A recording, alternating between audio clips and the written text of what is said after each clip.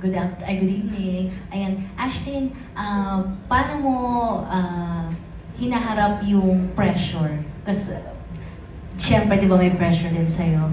Paano mo hinaharap yon at saka para sa mga future projects mo rin?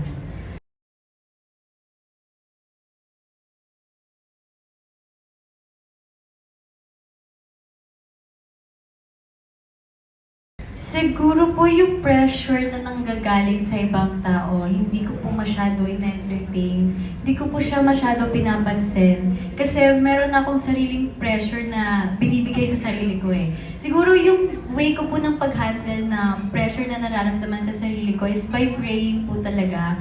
And ako po kasi, dati sinasabi ko po talaga na hindi po talaga ako maka-work ng maayos if ang daming boses na naririnig sa utak ko, like, kaya ko ba to? Magagawa ko ba to? Mas more on kapag nandyan na po, mas more on, nandun, I jump. Yun. Tinatalon ko po talaga yung mga pressure and dinededma ko na lang po. Nice, thank you. Thank you po. There we go. Maraming salamat po. Okay, this time, meron tayong tanong ulit from a fan, #Astin. She is Denise Dump. Hi, Denise Dump. I hope you're watching at sana makuha mo yung sagot sa katanungan mo na paano mo daw ba binabalance ang trabaho at personal life? Kapag sabay-sabay, mahirap talaga i-balance kasi minsan mas pipiliin mong matulog.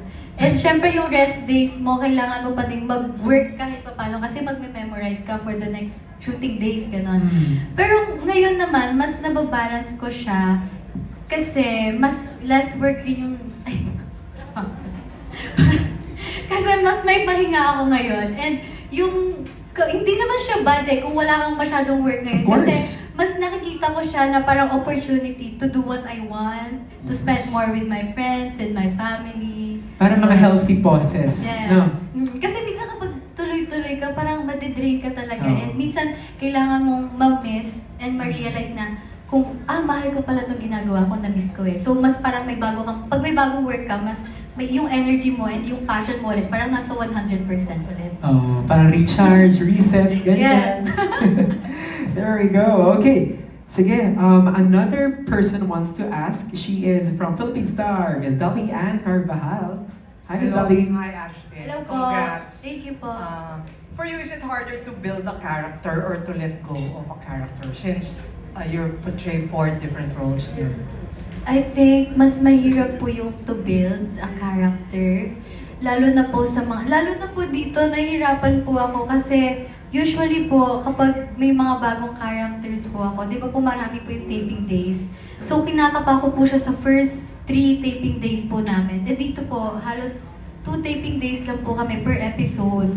So yung first 2 taping days po namin, sobrang kinakapa ko po siya and kailangan ko laging magtanong po sa mga directors po namin kung tama po ba yung ginagawa ko, kung align po ba siya dun sa nakikita nilang vision sa character ko. May process ka ba yung pag-switch from one character to the other? Ang hirap. Hindi ka nako-confuse. Sino ba ako today? Hindi naman po. Kaya naman po. Pero masasabi ko lang po, medyo nahirapan po pala ako bumitaw sa character ni Miss Rufa. Kasi yung pananalita niya po, siguro 3 days ko po bago mawala sa sarili ko yung pananalita. Ano ba? Mga ganun. Sample. Paano? Type 5 mo. We wanna hear it. Paano? Siya na naman, no. Siya na naman. Nahirapan kahit nasa bahay na po ako, minsan magsasalita ako, ba't ganun ako magsalita? Nalimutan.